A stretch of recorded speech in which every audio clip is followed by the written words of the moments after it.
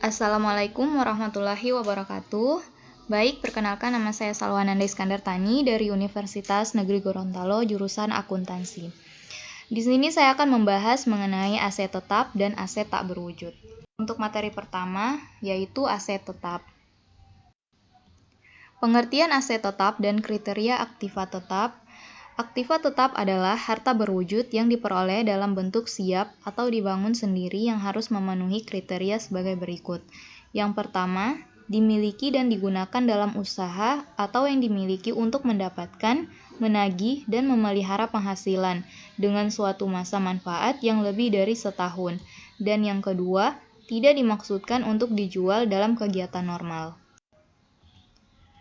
Sesuai dengan PSAK nomor 16, suatu benda berwujud diakui sebagai aktiva tetap apabila besar kemungkinan bahwa manfaat keekonomisan di masa yang akan datang yang berkaitan dengan aktiva tersebut akan mengalir ke dalam perusahaan.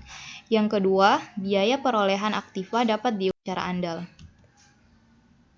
Selanjutnya, perolehan aktiva. Yang pertama, aktiva dapat diperoleh dari pembelian aktiva. Yang kedua, dapat diperoleh dari perolehan dengan sewa guna usaha modal. Artinya, perusahaan dapat memperoleh aktiva itu dari menyewa barang atau menyewa aktiva dari pihak lain. Yang berikutnya, perolehan dengan pertukaran. Selanjutnya, perolehan dengan pembangunan modal dan perolehan dengan hibah, bantuan, atau pemberian. Materi selanjutnya yaitu pembelian aktiva. Yang pertama, pembelian dalam negeri, dan yang kedua, pembelian impor dari luar negeri.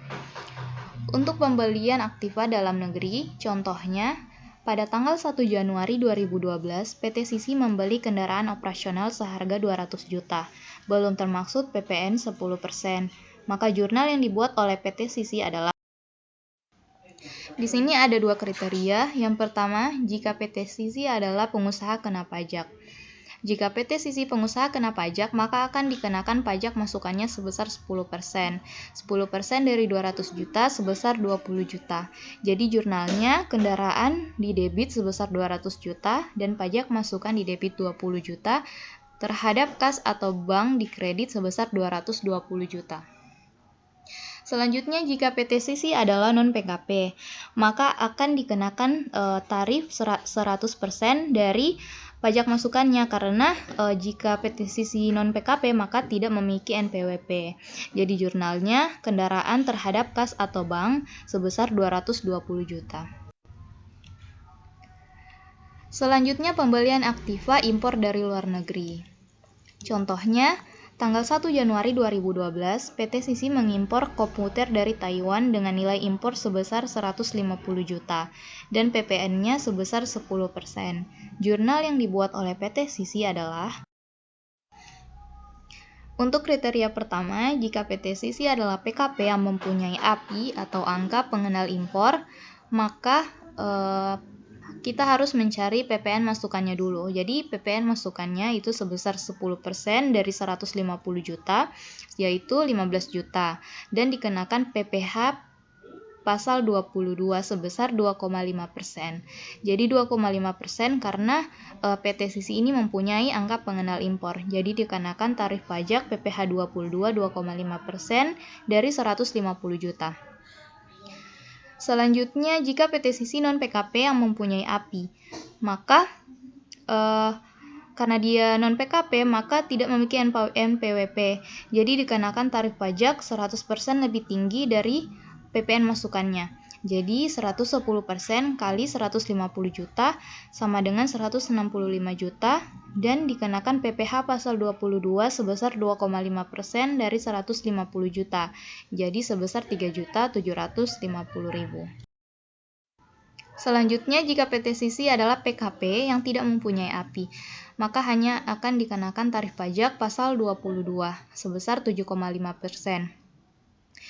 Jadi 7,5% ini karena PT Sisi tidak mempunyai angka pengenal impor, jadi dikenakan tarif pajak 7,5% dari 150 juta. Jadi sebesar 11.250.000. Selanjutnya, jika PT Sisi adalah non-PKP dan tidak mempunyai angka pengenal impor, maka dia akan dikenakan tarif pajak sebesar 110% dari 150 juta dan akan dikenakan PPh pasal 22 sebesar 7,5% dari 150 juta. Materi selanjutnya, perolehan dengan sewa guna usaha modal. Yang pertama, sewa guna usaha dengan hak opsi, dan yang kedua, sewa guna usaha tanpa hak opsi. Sewa guna usaha dengan hak opsi atau finance lease. Kegiatan sewa guna usaha digolongkan sebagai sewa guna usaha dengan hak opsi apabila memenuhi karakteristik sebagai berikut. Yang pertama, jumlah pembayaran SGU selama masa SGU pertama ditambah dengan nilai sisa barang modal harus dapat menutup harga perolehan barang modal dan ketentuan lessor. Yang kedua, masa sewa guna usaha ditetapkan sekurang-kurangnya 2 tahun untuk barang modal golongan 1, 3 tahun untuk barang modal golongan 2 dan 3, dan 7 tahun untuk golongan bangunan. Dan yang terakhir, perjanjian sewa guna usaha memuat ketentuan mengenai opsi bagi lisi. Nah, perlakuan perpajakan untuk lessor dan lisi itu untuk pajak penghasilan. Kalau penghasilan bagi lessor itu sama dengan angsuran pokok plus bunga, sedangkan untuk bagi lisi yaitu beban sewa sama dengan angsuran pokok plus bunga. Yang kedua, penghasilan itu bukan merupakan objek PPh 23, tetapi pengenaan pajaknya dilakukan dengan perhitungan akhir tahun dalam SPT tahunan. Sedangkan bagi lisi, itu beban sewa merupakan beban yang dapat dikurangkan atau deductible expense. Dan bagi lessor, beban penyusutan aset tetap merupakan beban yang tidak boleh dikurangkan atau non-deductible expense. Kalau bagi lisi, itu beban penyusutan aset tetap merupakan beban yang tidak boleh dikurangkan atau non-deductible expense. Selanjutnya, pajak penghasilan bagi lessor, beban penyisian piutang tak tertagih merupakan beban yang dapat dikurangkan, sedangkan untuk lisi itu tidak ada, dan mekanisme angsuran pajak PPh 25 diatur oleh Undang-Undang PPh. Selanjutnya, pajak pertambahan nilai bagi lessor, memungut PPN atas penyerahan barang modal kepada lisi. Untuk pajak pertambahan nilai bagi lisi itu tidak ada. Selanjutnya, peraturan perpajakan untuk sewa guna usaha dengan hak opsi bagi lisi. Yang pertama, selama masa sewa guna usaha, lisi tidak boleh melakukan penyusutan atas barang modal yang disewa guna usahakan sampai saat lisi menggunakan hak opsi untuk membeli barang tersebut. Yang kedua, setelah menggunakan hak opsi untuk membeli barang modal tersebut, lisi melakukan penyusutan dan dasar penyusutannya adalah nilai sisa barang modal yang bersangkutan. Selanjutnya, pembayaran sewa guna usaha yang dibayar atau terutang oleh lisi kecuali pembebanan atas tanah merupakan biaya yang dapat dikurangkan dari penghasilan bruto lisi sepanjang transaksi sewa guna usaha tersebut memenuhi ketentuan kapitalis. Berikutnya, dalam hal masa sewa guna usaha lebih pendek dari masa yang ditentukan, maka Dirjen Pajak melakukan koreksi atas pembebanan biaya sewa guna usaha. Yang terakhir, lisi tidak memotong PPh pasal 23 atas pembayaran SGU yang dibayar atau terutang berdasarkan perjanjian sewa guna usaha dengan hak opsi. Selanjutnya, peraturan perpajakan untuk sewa guna usaha dengan hak opsi bagi lessor.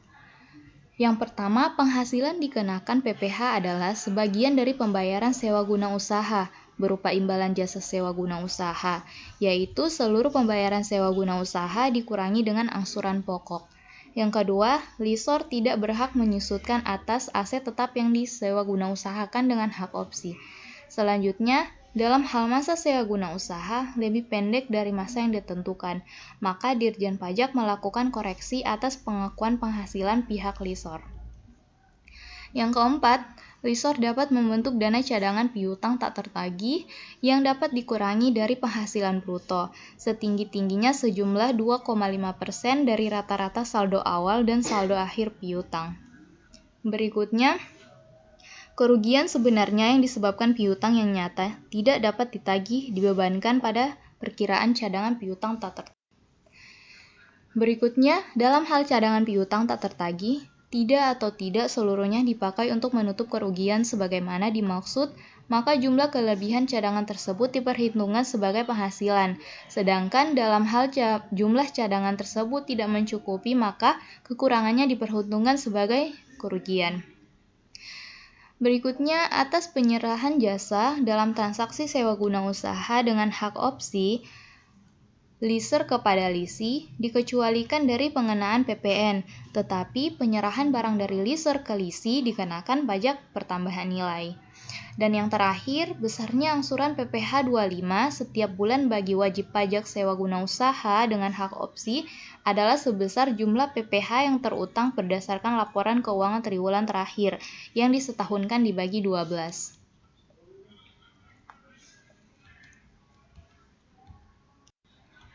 Berikutnya, sewa guna usaha tanpa hak opsi atau operating lease. Yang pertama, jumlah pembayaran sewa guna usaha selama periode sewa guna usaha pertama tidak dapat menutupi harga perolehan aset tetap yang disewa guna usahakan, ditambah keuntungan yang diperhitungkan oleh leaser. Selanjutnya, perjanjian sewa guna usaha tidak memuat ketentuan tentang opsi untuk lisi. Kedua syarat di atas menandakan bahwa suatu sewa guna usaha digolongkan sebagai sewa guna usaha tanpa hak opsi apabila leaser benar-benar tidak berniat menjual aset tetap tersebut dan hanya ingin menyewakan saja. Jadi sewa guna usaha tanpa hak opsi adalah sewa menyewa biasa karena kepemilikan aset tetap masih berada di tangan leaser, sehingga yang berhak menyusutkan aset tetap adalah leaser. Berikutnya, perlakuan perpajakan untuk leaser dan lisi. Untuk leaser, pajak penghasilannya, beban penyusutan aset tetap merupakan beban yang dapat dikurangkan. Sedangkan untuk lisi, beban sewa merupakan beban yang dapat dikurangkan untuk penyewaan yang barang modalnya termaksud objek PPh 23.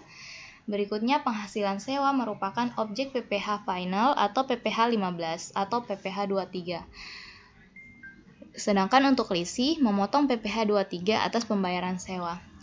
Untuk pertambahan nilai, bagi leaser itu memungut PPN atas jasa sewa yang diberikan, sedangkan pertambahan nilai bagi lisi itu tidak ada. Peraturan perpajakan untuk sewa guna usaha tanpa hak opsi bagi lisi. Yang pertama, pembayaran sewa guna usaha tanpa hak opsi yang dibayar atau terutang oleh lisi adalah biaya yang dapat dikurangkan dari penghasilan bruto. Yang kedua, lisi wajib memotong PPh 23 atas pembayaran sewa guna usaha tanpa hak opsi yang dibayarkan atau terutang kepada leaser. Dan yang ketiga, atas penyerahan jasa dalam transaksi sewa guna usaha tanpa hak opsi dari leaser kepada lisi itu dikenakan utang PPN. Peraturan perpajakan untuk sewa guna usaha tanpa hak opsi bagi leaser. Yang pertama, seluruh pembayaran sewa guna usaha tanpa hak opsi yang diterima atau diperoleh leaser merupakan objek PPh. Leaser membebankan biaya penyusutan atas barang modal yang disewa guna usahakan tanpa hak opsi, sesuai dengan ketentuan pasal 11 Undang-Undang PPh beserta peraturan pelaksanaannya. Untuk contoh soalnya, misalnya PT Jocelyn membeli mesin produksi dengan cara leasing pada tanggal 11 Maret 2012, di mana pembelian ini merupakan capital lease dengan periode leasing selama 4 tahun. Pada akhir masa leasing ada opsi pembelian dengan harga 2 juta. Tingkat bunga implisitnya itu sebesar 10%. Pembayaran pertama dilakukan pada tanggal 11 Maret 2012.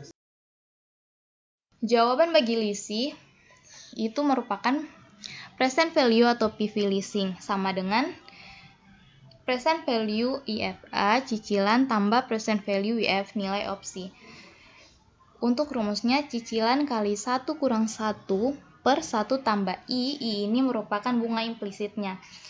Dipangkatkan N kurang 1. N merupakan jangka waktu penyewaannya dibahagi dengan bunga. Ditambah 1, ditambah angsuran kali 1 kurang 1 per 1 tambah bunga pangkat tahun. Cicilannya sebesar 1.500.000 kali 1 kurang 1 bahagi 1 tambah 0,1 pangkat 3 per 0,1 tambah 1. Ditambah dengan angsurannya sebesar 2 juta kali 1 kurang 1 bahagi 1 tambah 0,1 pangkat 4. Jadi hasilnya sama dengan 5.230.350 ditambah dengan 1.336.000. Hasilnya 6.596.300. Untuk jurnalnya, pada tanggal 11 Maret 2012, aset tetap leasing didebit sebesar 6.596.350 dan utang leasing jangka pendek dikredit sebesar 1.374.000, utang leasing jangka panjang juga dikredit sebesar 5.222.000. Selain itu, jurnal pada tanggal 11 Maret ada utang leasing jangka pendek didebit sebesar 137 juta terhadap kas atau bank sebesar 130 juta.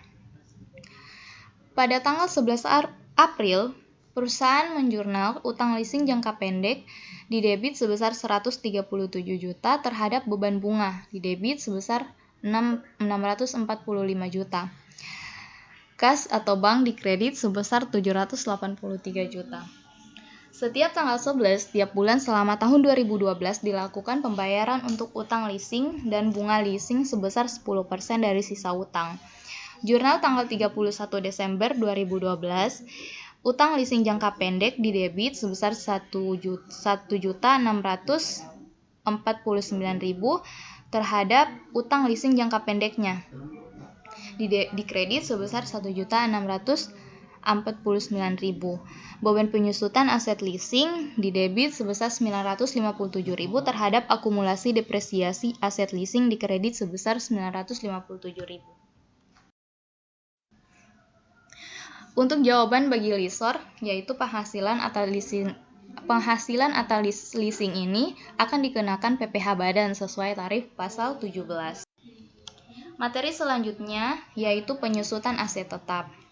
Metode penyusutan yang diperbolehkan dalam ketentuan perpajakan, yang pertama metode garis lurus untuk kelompok bangunan dan bukan bangunan.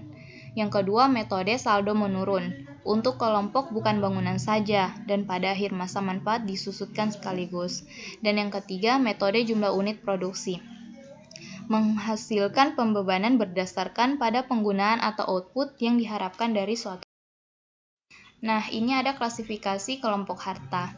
Untuk kelompok aset tetap, itu ada 2 klasifikasi. Kelompok 1, klasifikasi pertama, yaitu bukan bangunan, terdiri dari kelompok 1, untuk masa manfaatnya 4 tahun, tarif depresiasi garis lurus 25%, tarif depresiasi saldo menurunnya sebesar 50%. Kelompok 2, masa manfaatnya selama 8 tahun, tarif depresiasi garis lurus sebesar 12,5% dan tarif depresiasi saldo menurun sebesar 25%. Untuk kelompok 3, masa manfaatnya 16 tahun, tarif depresiasi garis lurus sebesar 6,25% dan tarif depresiasi saldo menurun sebesar 12,5%. Dan untuk kelompok 4, itu masa manfaatnya selama 20 tahun, tarif depresiasi garis lurusnya sebesar 5% dan tarif depresiasi saldo menurunnya sebesar 10%. Untuk klasifikasi kedua, itu kelompok bangunan. Ada permanen dan tidak permanen. Kalau permanen, dia masa manfaatnya selama 20 tahun, maka tarif depresiasi garis lurusnya 5%, dan bukan permanen selama 10 tahun, tarif depresiasi garis lurusnya sebesar 10%. Aset penyusutannya tidak bisa dikurangkan sebagai biaya. Yang pertama, biaya perolehan aset yang tidak mempunyai hubungan langsung dengan usaha atau kegiatan untuk mendapatkan, menagih, dan memelihara penghasilan yang merupakan objek pajak. Yang kedua, biaya perolehan aset yang digunakan untuk memberi penggantian atau imbalan dalam bentuk natura dan kenikmatan kepada karyawan, kecuali penggantian atau imbalan dalam bentuk natura dan kenikmatan di daerah tertentu dan yang berkaitan dengan pelaksanaan. Yang berikutnya, pekerjaan yang ditetapkan dengan PMK 83, PMK 03 2009, barang modal yang disewa guna usahakan, baik sewa guna usaha dengan hak opsi ataupun tanpa hak opsi bagi lisi, atau sewa guna usaha dengan hak opsi bagi. Contoh soalnya, gedung dibeli pada tanggal 1 Januari tahun 2000 dengan harga 600 juta. Estimasi masa manfaat gedung tersebut menurut akuntansi adalah 30 tahun, sedangkan menurut pajak adalah 20 tahun. Jawabannya yang pertama penyusutan menurut akuntansi. Jadi 600 juta dibahagi dengan masa manfaat gedung menurut akuntansi selama 30 tahun sebesar 20 juta. Sedangkan untuk penyusutan menurut pajak itu 600 juta dari 5% karena dia masuk di kategori 20 tahun. Penyusutannya sebesar 5%. Jadi 600 juta dari 5% sama dengan 30 juta. Untuk jurnalnya, yaitu tanggal 31 Desember, beban penyusutan gedung terhadap akumulasi penyusutan gedung sebesar 20 juta. Materi selanjutnya yaitu penghentian aset tetap. Yang pertama, pertukaran aset tetap dan pelepasan aset tetap. Pertukaran aset tetap dalam SAK etap yang diatur oleh IAI tahun 2009 halaman 70, apabila aset tetap diperoleh melalui pertukaran dengan aset non-moneter atau kombinasi aset moneter dan aset non-moneter, maka biaya perolehan diukur pada nilai wajar, kecuali transaksi pertukaran tidak memiliki substansi komersial atau nilai wajar aset yang diterima atau aset yang diserahkan tidak dapat diukur secara andal, maka biaya perolehan diukur pada jumlah tercatat aset yang diserahkan. Yang kedua, pelepasan aset tetap. Menurut pasal 4 ayat 3 huruf A dan B Undang-Undang PPH nomor 36 tahun 2008, keuntungan atas pengalihan harta berupa hibah atau warisan, bantuan atau sumbangan, kecuali harta tersebut dialihkan kepada keluarga sedarah dalam garis keturunan lurus atau sederajat, serta badan keagamaan atau badan pendidikan atau badan sosial, termasuk yayasan atau pengusaha kecil, termasuk koperasi yang ditetapkan oleh Menteri Keuangan. Sepanjang tidak ada hubungannya dengan usaha, pekerjaan, kepemilikan, atau penguasaan antara pihak-pihak yang bersangkutan, maka jumlah nilai sisa buku tidak boleh dibebankan sebagai biaya atau kerugian bagi pihak yang mengalihkan, dan bukan penghasilan bagi pihak yang menerima. Sebaliknya, apabila tidak memenuhi pasal 4 ayat 3 huruf A dan B tersebut, maka bagi pihak yang mengalihkan nilai sisa bukunya tidak dapat diakui sebagai biaya dan bagi penerimanya merupakan penghasilan. Materi selanjutnya yaitu revaluasi aset tetap. Revaluasi aset tetap adalah suatu penilaian kembali atas aset tetap yang dimiliki perusahaan sehingga sesuai dengan harga pasar saat dilakukannya revaluasi. Contohnya, tanggal 31 Desember 2011, PT Ben-Hur menerima surat persetujuan dari Dirjen Pajak untuk melakukan revaluasi aset tetap yang dimilikinya. Berikut daftar aset tetap yang akan direvaluasi. Yang pertama, tanah yang diperoleh pada Desember 2006 dengan harga perolehan 500 juta dan harga revaluasinya sebesar 1 miliar. Yang kedua, bangunan permanen yang diperoleh pada Januari 2009 dengan harga perolehan 600 juta dan harga revaluasinya sebesar 850 juta, masa manfaat akuntansi sesuai dengan masa manfaat perpajakan. Yang ketiga, mesin produksi yang termasuk pada kelompok 2 atau masa manfaat akuntansi sesuai dengan masa manfaat perpajakan diperoleh pada Juli 2009 dengan harga perolehan 100 juta dan harga revaluasinya sebesar 200 juta.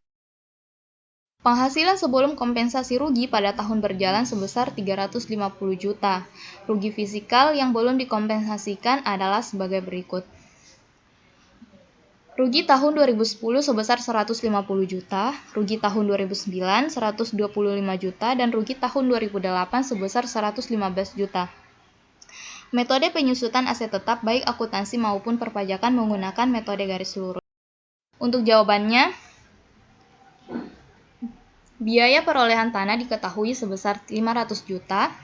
Untuk biaya perolehan bangunan itu sebesar 600 juta.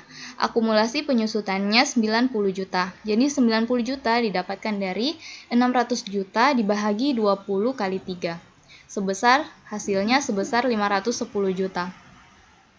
Untuk biaya perolehan mesin diketahui 100 juta. Sedangkan akumulasi penyusutannya sebesar 31 juta 250. Diperoleh dari 100 juta kali 30 dibahagi 12 kali 8. Hasilnya 68 juta 750 ribu. Nilai tercatat aset tetap itu sama dengan nilai buku fiskal sebesar 1,78 miliar. Untuk harga pasar itu 1 miliar ditambah dengan 850 juta ditambah 200 juta, hasilnya 2,50 miliar. Nilai tercatat aset tetap sama dengan nilai buku fiskal. Surplus revaluasi aset tetap sama dengan selisih lebih penilaian kembali aset tetap perusahaan untuk tujuan perpajakan sebesar 971.250.000. Selanjutnya untuk PPh finalnya itu sebesar 10% dikali dengan hasil dari surplus revaluasi aset tetap sebesar 971.250.000.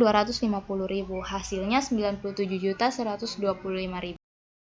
Untuk jurnalnya, tanah didebit sebesar 500 juta, bangunan 250 juta debit, akumulasi penyusutan bangunan didebit 90 juta, mesinnya didebit 100 juta, akumulasi penyusutan mesin didebit 31 juta, terhadap surplus revaluasi aset tetap dikredit 971.250.000. Selanjutnya, PPh final atas revaluasi aset tetap didebit sebesar 97.125.000 terhadap kas atau bank sebesar 97.125.000. Materi selanjutnya, aset tidak berwujud. Aset tak berwujud adalah aset non-moneter yang dapat diidentifikasi dan tidak mempunyai wujud fisik. Ciri utama aset tak berwujud ialah berupa benda yang tidak dapat